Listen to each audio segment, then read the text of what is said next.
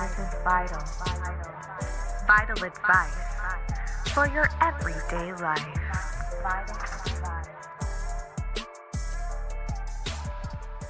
Hi guys, welcome back to my podcast. I have not been recording in months, mostly due to the fact that, fun time, seasonal depression. I get it really bad in December and I really don't have the ability to recover from it for a good long time. I finally feel like I'm getting back to where I don't come home from work and immediately just want to go to sleep. So that's an improvement. And anyone out there who also struggles with seasonal depression, you know the vibe. Yes, now that the days are getting longer, I'm having more energy and hopefully will be more consistent with this podcast. I know every episode I have ever recorded has said that, but I mean it this time. I really do. Okay. So last time you heard from me, we were doing Halloween stuff. And now it's February. Got a few life updates for you.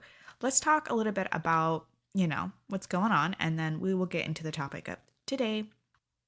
If you are not interested in hearing a life update, then I would suggest skipping to 25 minutes into the episode.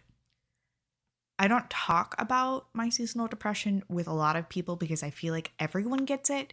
But for me, it really just manifests in my energy levels. Like I don't feel like going to the gym. I don't feel like going out and socializing. I just want to come home, snuggle up in a blanket, watch my TV, and just fade away into the darkness.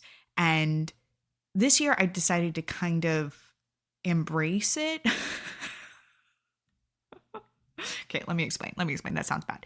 I'm not embracing depression, but more what my body is telling me I need during that time. So I do force myself to go to the gym at least 3 times a week during the winter time.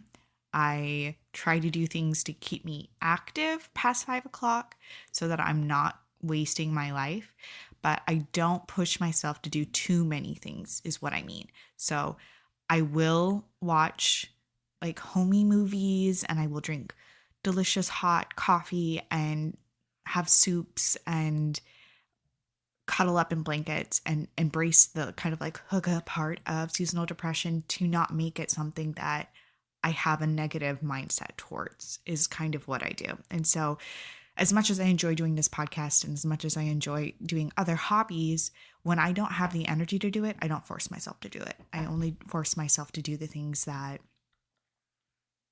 in the long run will benefit me. So food, exercise, and connecting with my loved ones is kind of just where I put that focus. So now that I'm back, Grim is pretty much my focus right now because she's overweight. I don't know if you've ever seen any pictures. If you look at the cover photo of this podcast, that's my chubby cat, and she has gotten so much chubbier. She is a chunk. And so I'm trying to put her on a diet, and that has been a hassle. I came home the other day and she'd gotten into her catnip crunchy treats and had eaten a month's worth of treats while I was at work because she doesn't like that I'm portion controlling and also not giving her junk when she eats her meals. And she just really wants a crunchy, dirty, gross treat more than she would want anything that is nutritious and balanced. So it's a struggle. Although I have noticed that her energy levels are up.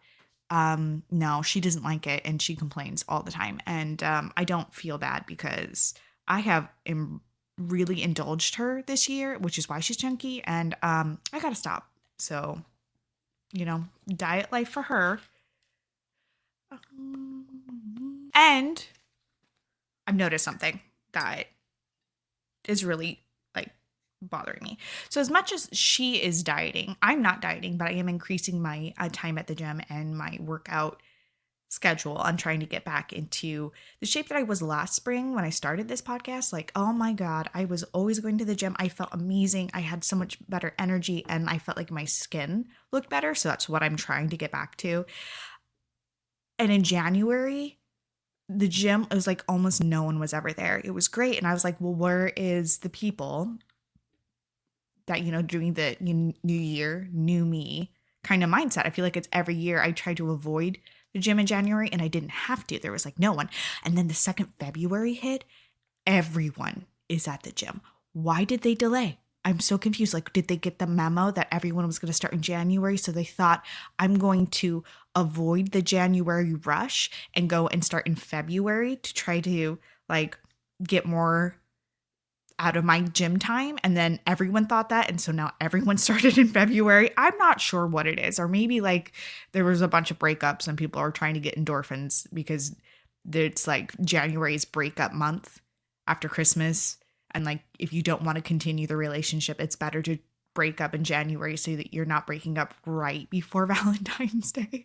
I'm not sure. But either way, I had like no ability to do anything at the gym on a Saturday afternoon, which is usually when people have like done their morning gym and they go and enjoy their Saturday.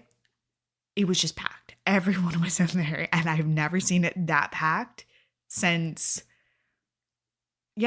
January of last year. So, frustrating because I'm just trying to use the parts of the gym that I like. I like to use the benches and the free weights. I like to use the Smith's machine. I like to use the pole machine, whatever that's called, where like it has like the tension, the poles, and all those different settings. Those are the ones that I like to use. And it's also the ones that everyone else focuses on. It's like, it seems like people my age prefer those areas.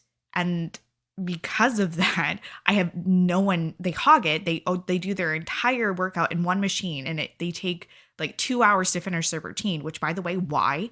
Like you can use other areas. You don't need to be whatever, you know what?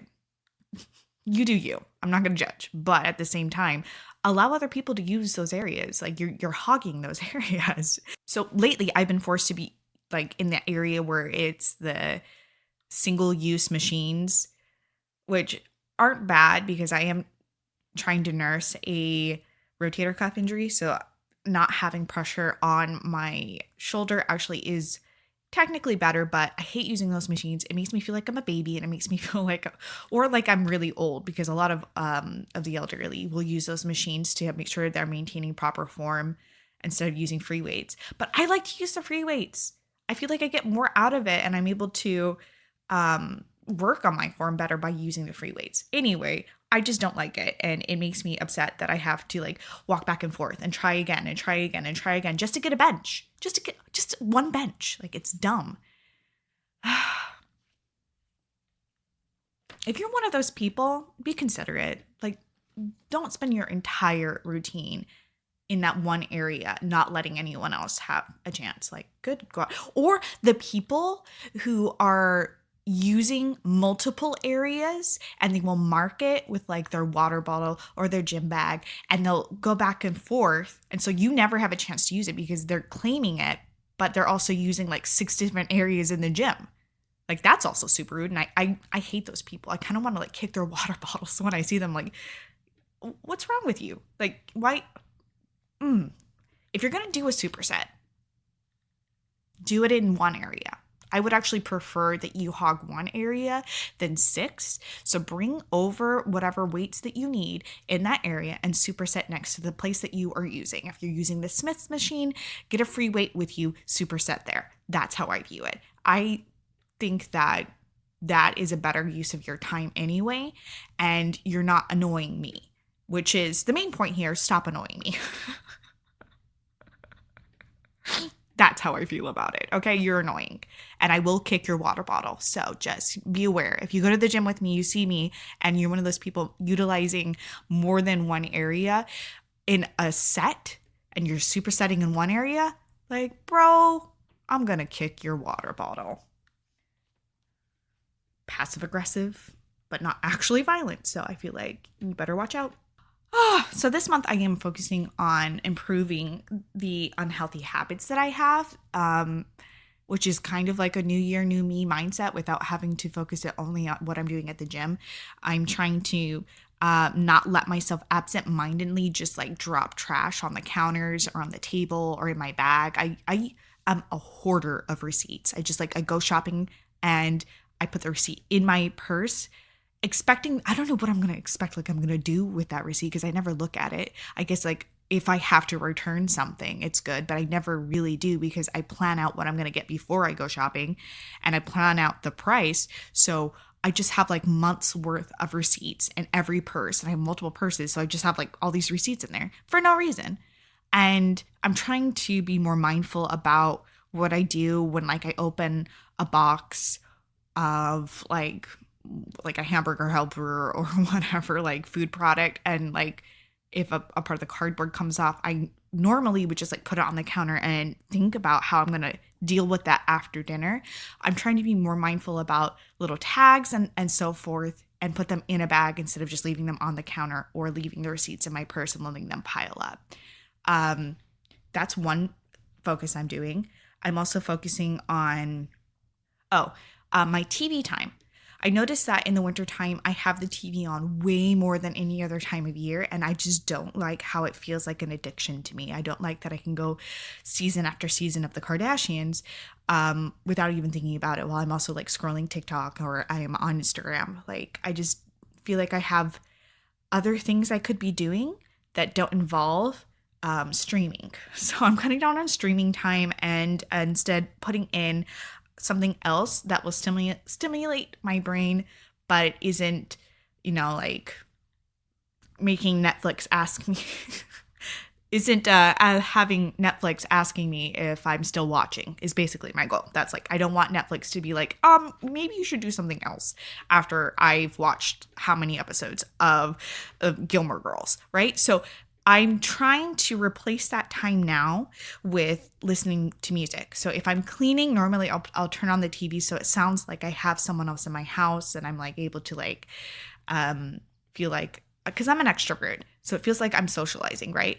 I'm trying to replace that with music. And so I have a record player. Right now I'm listening to the Dirty Dancing soundtrack as I clean, which is really fun. Or I'll put on Halsey. I have her record. Or I'm also trying to set up a routine in the morning instead of turning on the TV and putting on a YouTube video of someone's like morning routine or whatever, or a cleaning video, which I am obsessed with. I love cleaning videos on YouTube. If you've never seen one, that and the TV show Hoarders will get you in the mood to clean your house so fast. Like almost immediately, you're going to be like, I need to clean. It's great for that, but I often just like play one after another in the morning, and that's not healthy. And so I'm trying to put in a routine of music that I listen to. And I made this playlist where I have just motivational music that I find makes me feel better about myself, including the Snoop Dogg affirmation song, which I know is for kids, but honestly, those affirmations are important for all of us to use. So I'm listening to it every day and trying to do affirmations with him. Affirmations with Snoop Dogg. Hell yeah. But I'm also listening to I've noticed Ariana Grande, Dua Lipa, and Doja Cat seems to be my vibe this year. So that's that, and the Dirty Dancing soundtrack. Halsey, I throw in if I feel like I need to be a little bit angry at someone, which I don't feel like I'm angry at anyone, but every now and then you just got to feel like you're angry. It gets you going.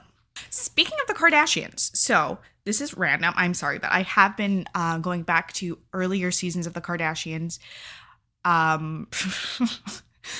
At nighttime when I just want to feel like I'm having a conversation with someone, I put them on and they're hilarious. Early seasons are really weird. Have you guys like gone back to like earlier seasons of reality TV shows? Because the environment has changed drastically. I feel like in the last 5 years, I guess like 8 years more like.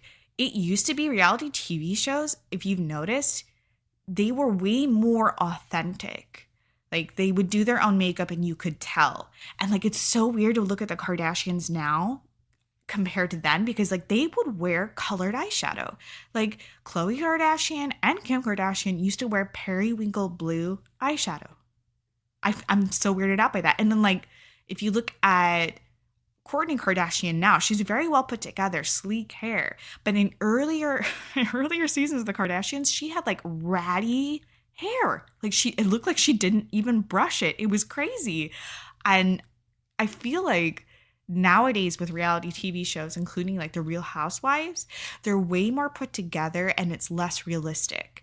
Whereas earlier seasons, if you go back to like the earlier seasons of like the Real Housewives of Atlanta or New York, it felt more authentic to real life, like walking into like a day-to-day life of any human being. Whereas now they really put in more effort to get glam and to have their hair done and to have like wardrobes picked out. It's just a little less real, and it feels more fake now if you look at the new Kardashian show. So yeah, I don't know. It was a weird feeling to look at Kim Kardashian and be like, why are you wearing blue eyeshadow? I don't remember you ever wearing blue eyeshadow. Is this real? Why are your eyelashes looking so chunky? Why is your eyeshadow like falling out on your cheeks? It's so weird to see. So yeah, I kind of miss that, honestly.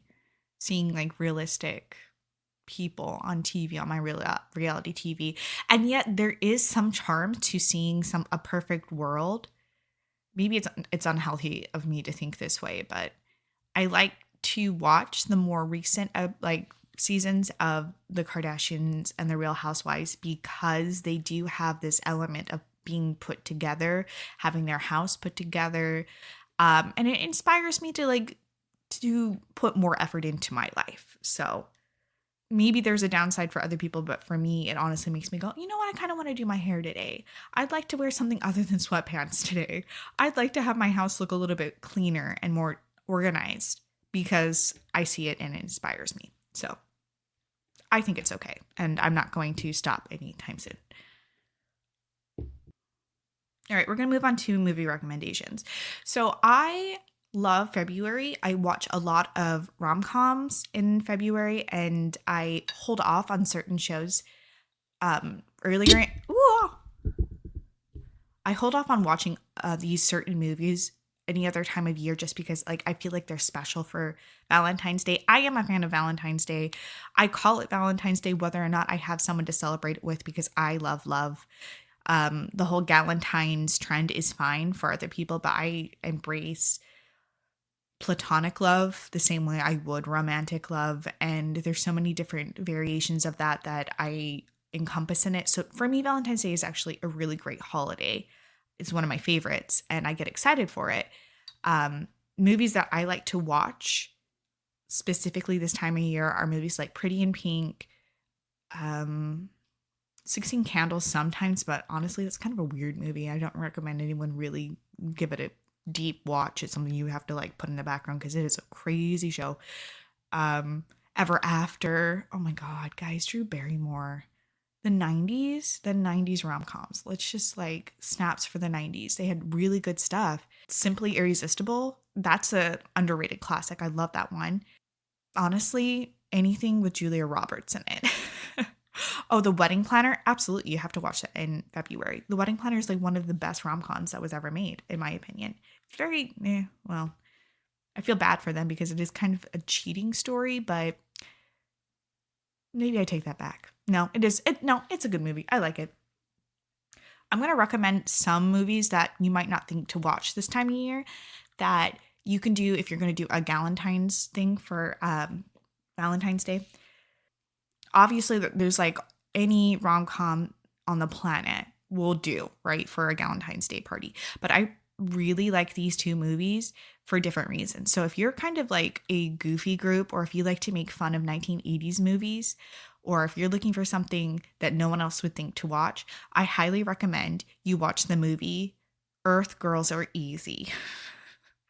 This movie has young Jeff Goldblum, young Jim Carrey, and a couple other young actors who are now very famous. And it's about these aliens that come to Earth looking for pretty women. And they end up falling into a swimming pool of a girl that lives in California who is dealing with her cheating fiance. And like they have to be disguised because they look really, really alien and like almost like furry. Anyway, it's funny. It's weird. It's kind of romantic. And Jeff Goldblum is really hot in it. So I recommend it. It's somewhat of a musical, which is like laughable in a way. It's a musical, but it's not. And it's a rom-com, but it's mostly a comedy, and it's really wacky. It's really weird. I love the love story in it personally, and even though the whole time you're like, what the hell is this movie? By the end of it, you're kind of rooting for a certain outcome, and you're kind of like, come on, do it. So I think that would be fun if you have a group of girls who are a little bit silly. I recommend that movie. If you're looking for something a little bit more romantic, and less on the silly side, I like to watch Mystic Pizza this time of year. It's a early Julia Roberts 1980s film, and it deals with different kinds of romantic scenarios in a lobster fishing town in Connecticut. And, you get a pizza, get some wine, watch Mystic Pizza, and have a good Valentine's. I think that it's worth a watch. It's not serious, but also really cute, and kind of displays a Catholic Christian town dealing with all sorts of different mindsets. The movie itself centers around, if you've never seen it, 3 young girls who work at this Portuguese pizza place called Mystic Pizza. And one girl is dealing with a failed marriage, like married attempt, like her wedding didn't, like she fainted at her wedding. And so like she's still technically engaged to this guy, but she doesn't know if she wants to get married. A girl who doesn't feel like she can really amount to anything, but she's super sexy. That's Julia Roberts' character, and how she uses her sexuality and her flirtatiousness to kind of get ahead, which is frowned upon in her town because it's a Portuguese Catholic town, and like she's just seen as kind of slutty by our terms nowadays. Not really, but like in the 80s, yeah, it was seen that way. And then the youngest character, who also worked at Mystic Pizza with them, is like the perfect character. Like she's saving up to go to Yale, and she's super smart, and she works 5 jobs, and she applies to be a babysitter for this Yale graduate young father whose wife is out of town. And something racy kind of happens with them, and it has really good character development, and I just feel like it has the vibes for Valentine's Day. So I recommend those 2 movies. Some movies that you might not have thought of to incorporate this time of year, I recommend them. I think they're fun. All right, I feel like I have sufficiently wasted your time long enough with my bullshit. So we're going to get into the topic of today, which is talking about how when you are dealing with another individual in your life in a romantic relationship, you're not just dealing with their conscious self. You have to also be in love with and romance their subconscious self, which is very often called their inner child. So let's talk about the psychological concept and theory behind this. And then I'm going to give you 4 phrases that is going to hijack that override that sometimes the inner child can do in your relationship, and bring the anxiety down and bring the safety level up, bring down that barrier that sometimes can come up and kind of make you feel distant from your partner and bring you closer, which I feel like we all are trying to do, honestly, in any relationship. So let's get into it. The very first thing that I want to say in regards to this is actually kind of a warning or caveat or disclaimer. Yeah, disclaimer. That's a good word for it. Is I don't want anyone approaching this podcast as a professional advice podcast, because I'm not a professional in this field. I'm just interested in it, and I read about it and I apply it into my life. And because I like the results that I get out of it, I would like other people to have the opportunity to use it too. So with that, I would rather you approach this podcast as someone who is a non-biased party, or a friend, or a really cool auntie who has some advice for you. And I use professional advice to back what I feel and how I approach things. So that's all I want to say about that before we get started. If you want actual professional advice, please seek out a professional. Cool. So That being said, I'm going to tell you what you need to be doing, in my personal opinion, to further your relationship and bring you closer to your partner through some psychological hacks. Step one in understanding what I'm talking about today is we have to understand the psychology of our partner's base fears and vulnerable parts in order to create that emotional intimacy with them. In general, I love you does great things to bring you closer, but usually it's not enough. Like after a while, it can just become something that you say to your partner on the phone or before they leave. And like, it's nice, but you could do more to bring yourself emotionally close to your partner. There is more you could be doing to reassure, to comfort, and make your partner feel safe with you, which, believe it or not, adults need that feeling too. It's not just something that we need to provide for our kids or for people who are in a new, like, fledgling relationship. It's an ongoing thing. And maybe if, like, we were all born in the safe bubble of a very secure, attached relationship with our parents, and nothing in our lives prior to the relationship had caused any of us traumas or insecurities, maybe these wouldn't be needed, but that's not the reality we live in. And your partner has traumas, and they have different life experiences from you that you might not even know or understand yet. So it's important to remember a few things about your partner in order to create that emotional intimacy. Many of us in this world had parents that couldn't show up the way that we needed or didn't know how to show up for us because they are different people as well, that caused all sorts of issues. And that's just outside of the other terrible things that could happen to young adults and children that cause traumas and abuse and neglect and insecure treatments that shape so many people. And we date these people. They become our partners. You might have had a secure upbringing, but that doesn't necessarily mean that your partner has. And that's what's important to remember when you're thinking, but I know that I love my partner and I know that I feel secure in the relationship. We've been together for years. We have emotional intimacy, but they might understand that in an adult brain, a logical part of their brain might understand that. But because of their past, they might not feel that security. And that has a lot to do with the way that the brain functions with memories. Okay, has anyone here heard of the theory of the inner child? This will make way more sense when we kind of delve into that theory and this idea that inside our brains, there is a younger version of ourselves that is still living through the scary traumas that we had as a kid in our current adult bodies.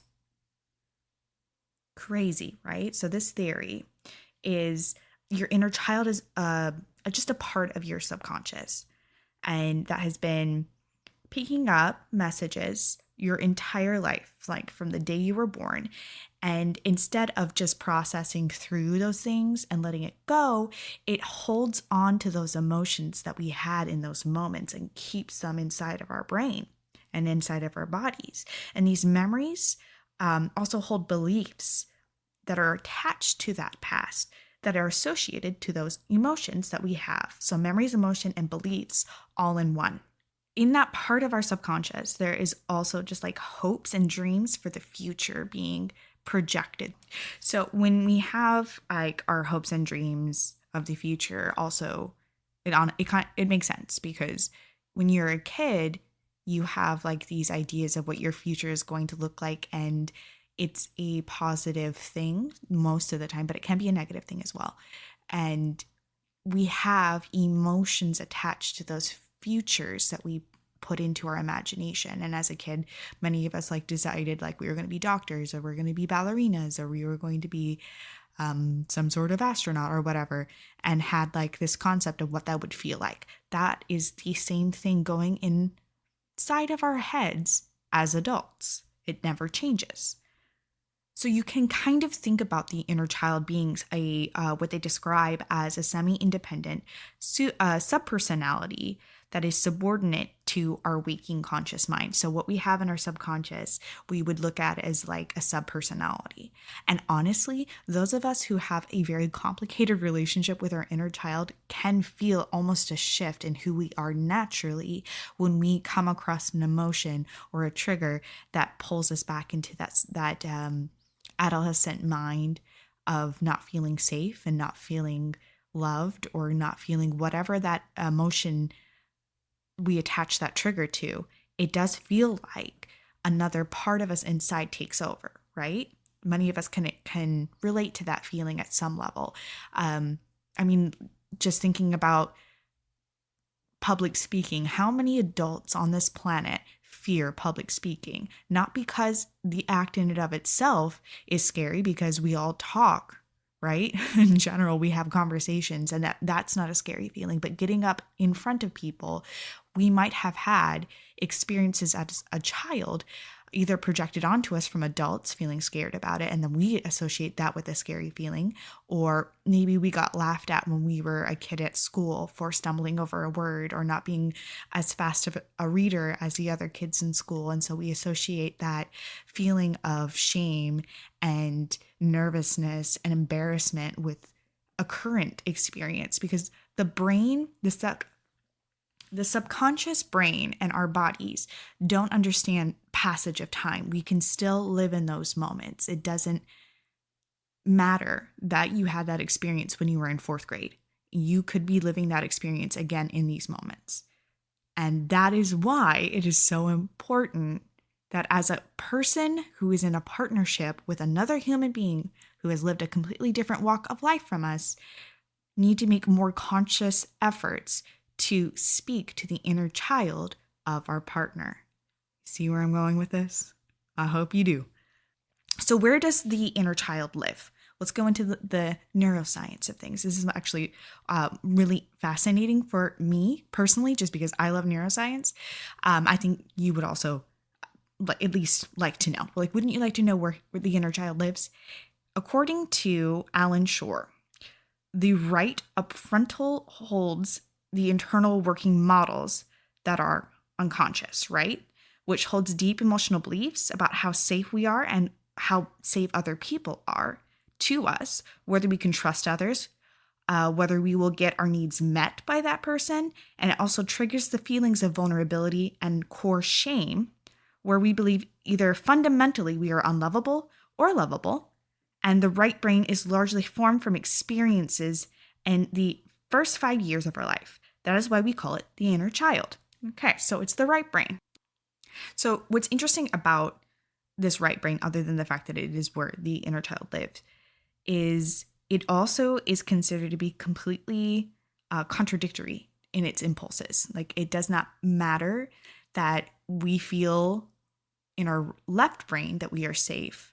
If you've ever been in a car accident, you have this feeling of, oh my God, I could be in a car accident right now, and like there's no cars on the road, but you could still, it's contradictory. It also can give us emotional impulses to attach or continually seek out love from people who are unavailable to us. It can make us more prone to running away from our responsibilities, even though our left brain might have set a goal for us that day. It's that the left side might have made a list of things to do on your Saturday, but your right brain says, it's Saturday, we should just watch TV.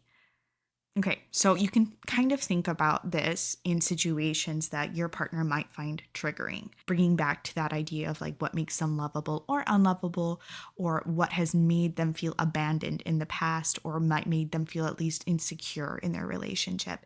And learning more and having these conversations about your partner will obviously help a lot with you being able to recognize when you might be triggering your partner, and help you to remember to verbalize a lot more on how you feel about them or how the situation is with them. Understanding that the inner child has hijacked their adult brain and brought into a scenario where they're honestly believing in that moment that the scenario that I felt when I was a child is happening right now. I mean, doesn't that just make you feel like way more empathetic towards the mistakes and the shortcomings of your partner if you imagine them doing that as a child? Like, hello, baby. It is Grim. Are you liking your diet?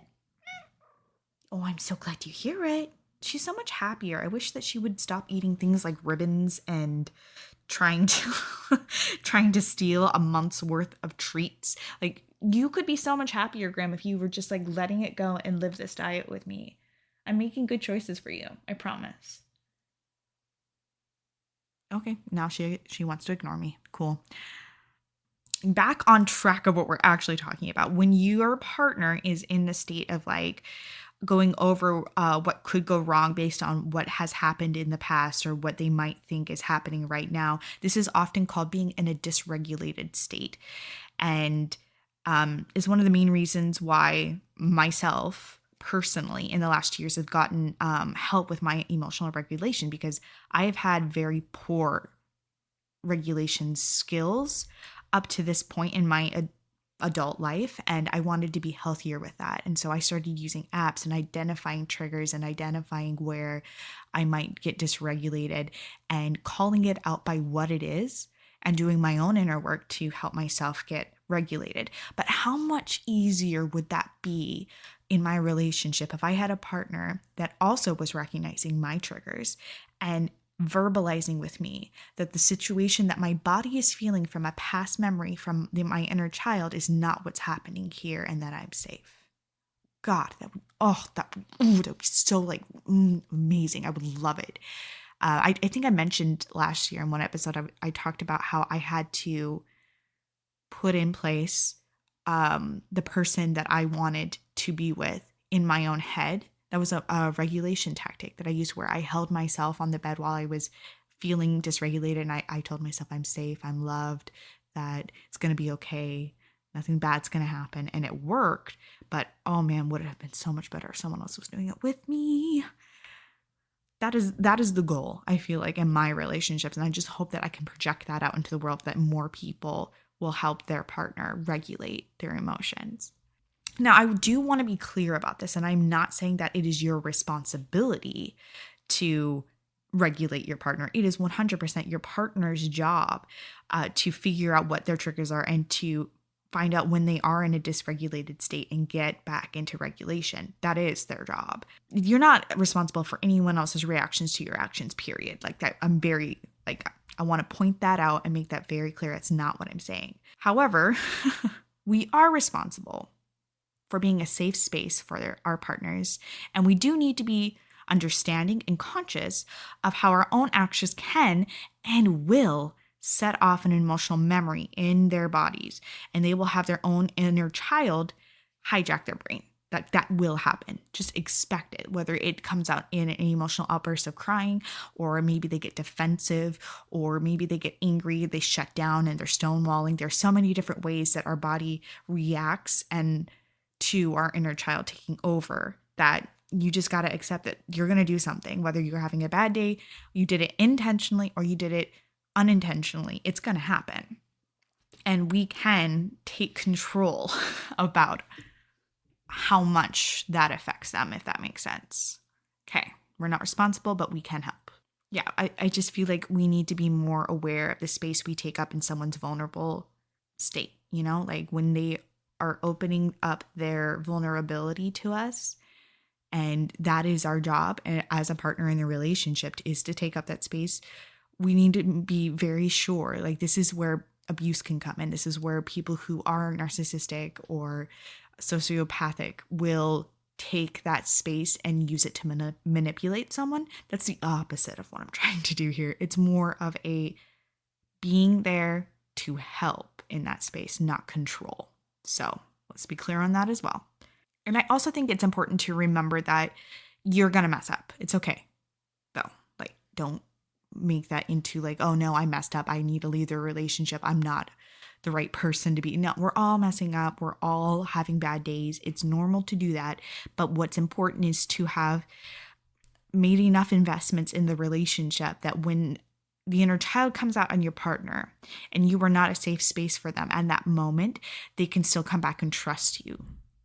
I think that is another key thing to keep in mind here.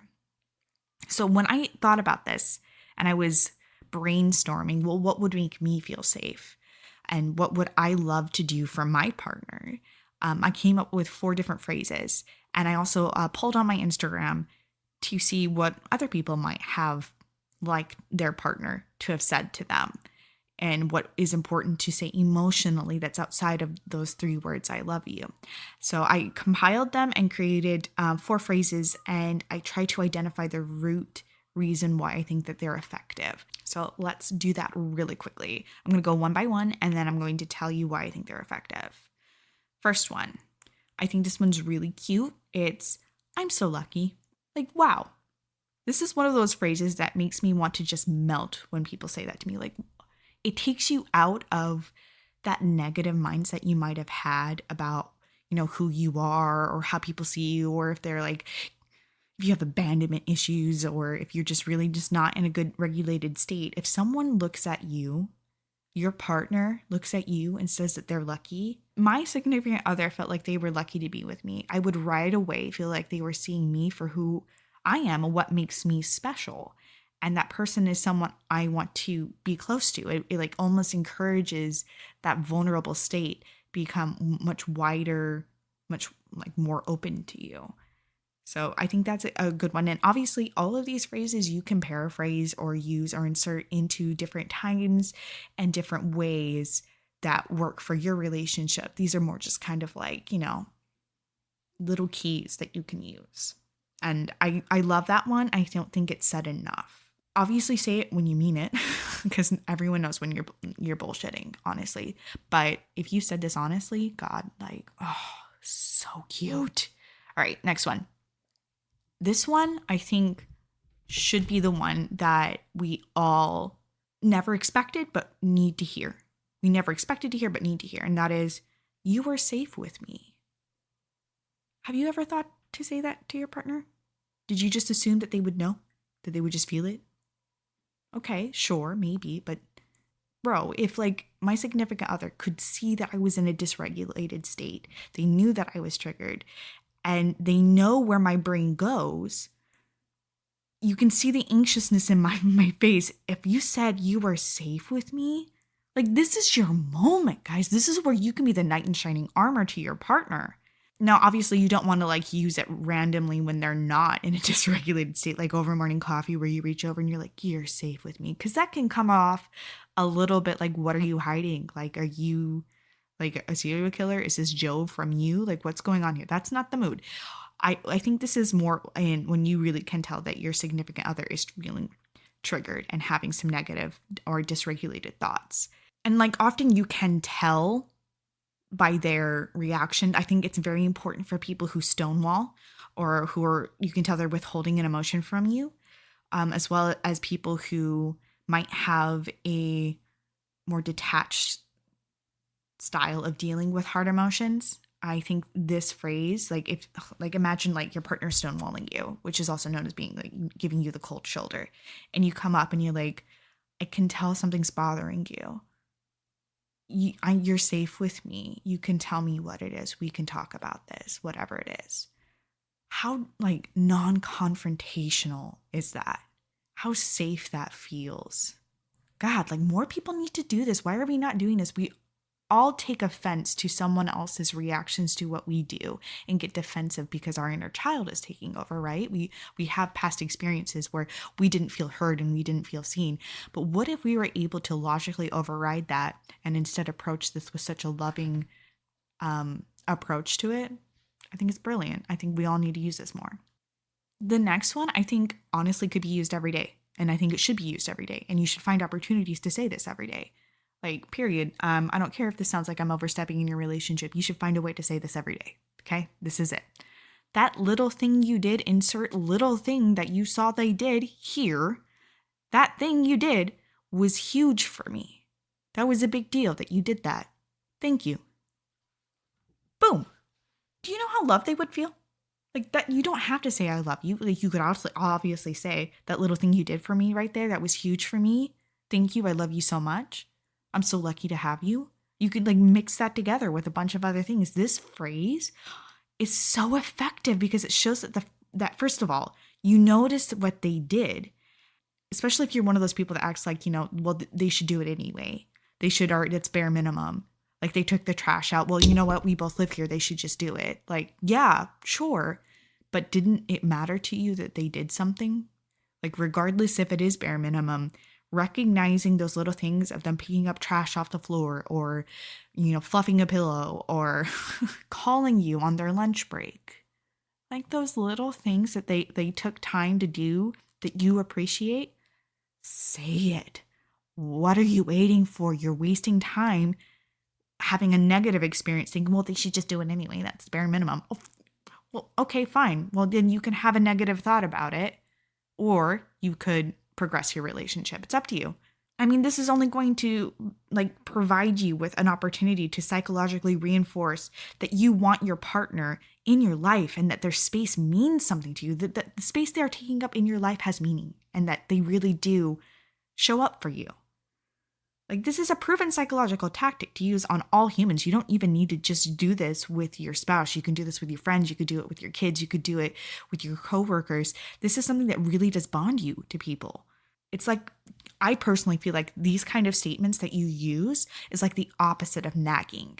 You know how when a wife or even sometimes a husband is like, you don't do enough for me. You don't do that thing that I keep asking you to not leave your towel on the bathroom floor. I hate it when you leave your towel on the bathroom floor. You're only reinforcing a negative thing when you are nagging. This is the opposite of that, which is reinforcing a positive thing that you do want them to continue to do. Use this psychological hack. Like, it's just going to make your life better and you're going to feel better about yourself because you're not constantly pointing out your partner's flaws.